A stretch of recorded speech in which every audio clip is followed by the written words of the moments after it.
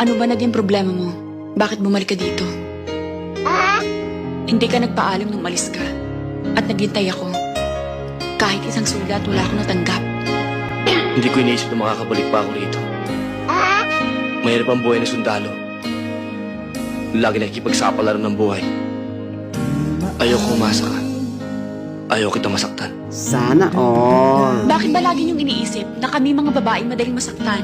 Kahit hindi ka nagpaalam, naghintay ako. Hindi ka man magbalik, maghihintay pa rin ako.